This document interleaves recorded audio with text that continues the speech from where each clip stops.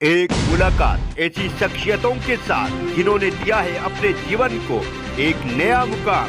रूबरू कराएंगे ऐसी कुछ हस्तियों के साथ एक खास शख्सियत के साथ मुलाकात जयदेव पटेल के साथ नंबर 1 इंडिया न्यूज पर।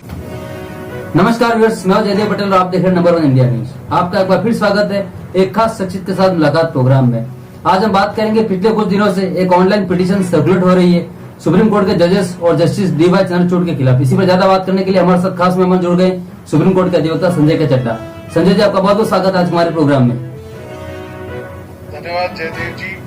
संजय जी, आपसे हमारा पहला सवाल है कि जो अटैक जुडिशरी फेस कर रही है अभी, ऑनलाइन पिटीशन सर्कुलेट हो रही है और ये भी स्पेशली उस टाइम पर जब justice D.Y.. Chandrachud chief justice of India बनने वाले हैं, क्या कहेंगे इस पर आप? दो बातें कहूंगा।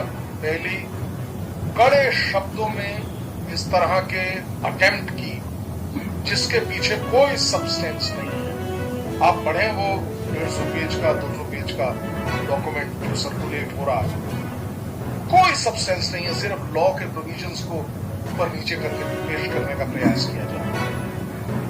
भर्त्सना योग्य है मेरे हिसाब से। हम सबको अलग अलग माध्यमों से इसकी भर्त्सना करनी चाहिए, कड़ाई से इसकी भर्त्सना करनी चाहिए। कारण क्या है उसका मैं ये बताना चाहूंगा। जुडिशरी एक इतना अहम महत्वपूर्ण हमारा पिलर है हमारी डेमोक्रेसी का। विश्व की सबसे बड़ी डेमोक्रेसी है हम लोग, उसको चलाने में जुडिशरी का एक बहुत अहम रोल है।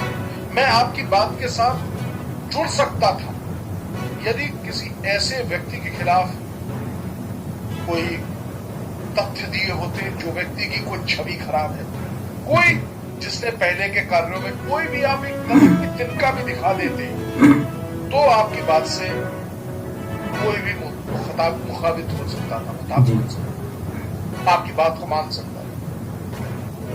और अब खासतौर से जैसा आपने अपने संबोधन में कहा कि 9 नवंबर को शायद चीफ जस्टिस बन रहे हैं, शायद के माध्यम से 9 नवंबर को 50वें चीफ जस्टिस बनने वाले हैं ji Chandrachud ji. It's a defamatory statement, wild statement without any substance, no legs to stand. मेरा ख्याल है ये मैलिशियस अटेम्प्ट किया जा रहा है हमारी जुडिशरी के खिलाफ। हमारी जो देखिए जुडिशरी क्या है, हर व्यक्ति के अधिकार को प्रोटेक्ट करती है जुडिशरी। हर व्यक्ति फंडामेंटल राइट्स आज हम बात कर पा रहे हैं। और जो ये पिटीशन भी आई है, ये भी मुझे कई बार लगता है freedom of speech and expression की एम्बिट जो जुडिशरी ने बढ़ाई है, जिस तरीके से प्रस्तुत की है, उसका ही नतीजा है।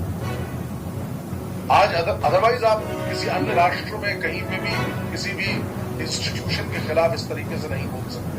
और इस तरीके का डेफिनेटली आई थिंक मलेशियस है।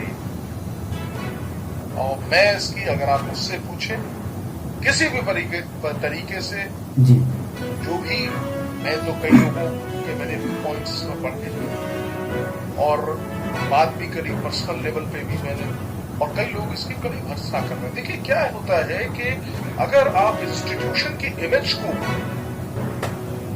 मेलाइन करेंगे, उसको घटियापना दिखाएंगे, वहां पे उसको नीचे स्तर पे ले जाने का प्रयास करेंगे, तो ऐसी स्थिति में इंस्टीट्यूशन जो है वो अपनी गरिमा को खो देगा और इसका एक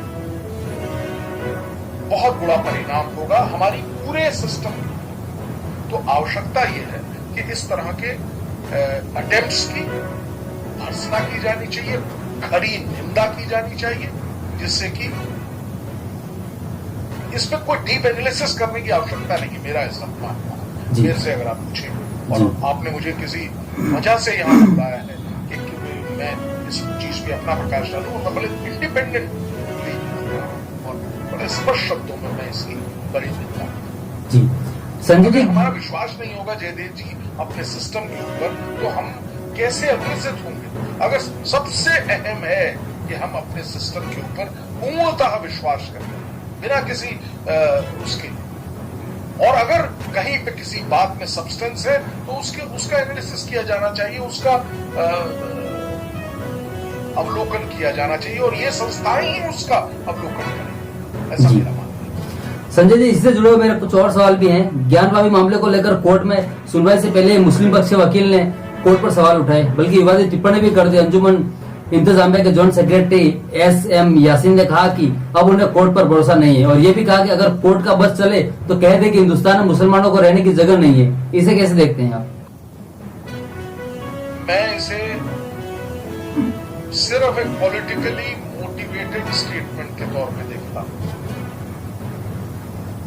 मुसलमानों के संप्रदाय को, एक पर्टिकुलर सेक्टर को, पर्टिकुलर लोगों को, वो संप्रदाय की बात नहीं कर रहा हूं, खुश करने के लिए इस तरह के स्टेटमेंट दिए जाते हैं, लेकिन इसकी भी मैं निंदा करता हूं। और एक साधारण भारत का व्यक्ति इसकी निंदा करेगा, चाहे वो हिंदू हो, मुसलमान हो। इस तरीके का तथ्य विहीन जिसे कहना चाहिए।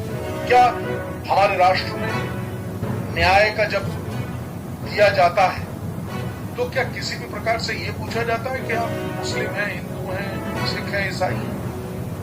भाई 27 साल से तो मैं इस क्षेत्र में अपना कार्य कर रहा हूं, मेरी रोजी रोटी भी यही है, और मैंने देखा कि कभी भी ऐसा नहीं हुआ कि धर्म के, जाति के आधार पे कोई निर्णय लिया जा रहा है। तो ये बात मुझे सिर्फ और सिर्फ इसलिए ये बात कही है, जिन भी सज्जन ने कही है, आपने नाम लिया होगा जी, मुझे ऐसा लगता है वो अपने मुनाफे के लिए, अपने फायदे के लिए, कि अपनी कोई एक छवि मिल जाए, मीडिया में उनको दिखा दिया जाए, इसलिए उन्होंने इस तरह का स्टेटमेंट दिया।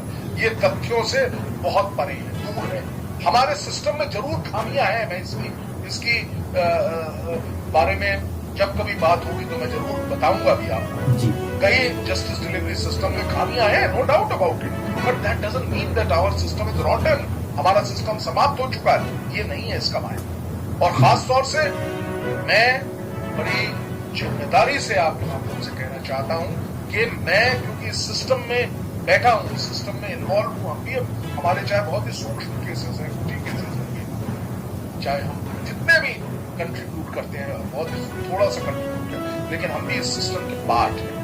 ये सिस्टम को वीक करने की अगर इस तरह की कोई भी कोशिश की जा रही है, चाहे वो किसी साजिश के तहत है या गैर साजिश करी जा रही है, इसकी भर्त्सना होनी चाहिए, इसकी इंक्वायरी होनी चाहिए, और ऐसे व्यक्ति के खिलाफ कड़े से कड़ा एक्शन भी लेना चाहिए, ऐसा मेरा मानना है। जी संजय जी, आपसे हमारा क्लोजिंग क्वेश्चन है कि देश में चल रही मौजूदा राजनीति को देखते हुए न्यायपालिका को सीधे सीधे सरकार से जोड़कर देखा जाता है, तो क्या आपको नहीं लगता है कि ये एक तरह से संवैधानिक संस्थान का अपमान करने के बराबर है?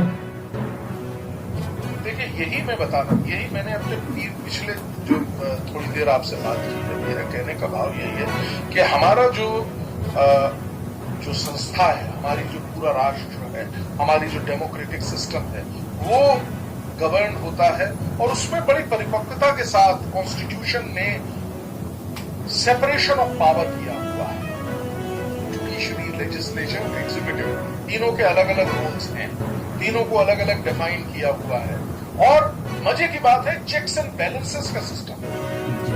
हम गवर्न होते हैं चेक्स एंड बैलेंसेस के सिस्टम के द्वारा, अर्थात कहीं पे अगर किसी भी एक स्तंभ के द्वारा कोई कमी की गई, दूसरा स्तंभ जुड़ के उस कमी को दूर करने का प्रयास करता है। और जैसा सभी लोग कहते हैं, जो भी एक लॉ की बैकग्राउंड से होगा, उस बात को बड़ी परिपक्वता से आपसे साथ कहेगा कि this is the beauty of our system. हमारा कॉन्स्टिट्यूशन जो सबसे नीचे दबे हुए, कुचले हुए वीकर पीपल हैं, उनकी भी बात करता है और उनको कहीं ना कहीं प्रोटेक्शन देता है। अभी आवश्यकता बहुत बड़ी है जयदेव जी, बहुत बड़े काम करने की आवश्यकता है लेकिन हमने बहुत काम किए भी हैं। सुप्रीम कोर्ट ने सैकड़ों ऐसे जजमेंट्स दिए हैं, मैं उनका उल्लेख यहां नहीं करना चाहता। तो सुप्रीम कोर्ट की गरिमा हम सबको बना के रखनी है। मैं पुनः आपके माध्यम से बड़ी जिसे कहता है रोष के साथ जैसे उठाए जाने वाले कदमों का भर्त्सना करता हूं, निंदा करता हूं, और ये एक अपील करता हूं कि हर व्यक्ति को इसकी निंदा और भर्त्सना करनी चाहिए, क्योंकि हम ऐसे सिस्टम में रह रहे हैं जो कि और ब्यूटिफाई होता है सुप्रीम कोर्ट के द्वारा किए गए काम। जी संजय जी, आपने नंबर एंड की समझ निकाला, उसके लिए आपको बहुत बहुत धन्यवाद।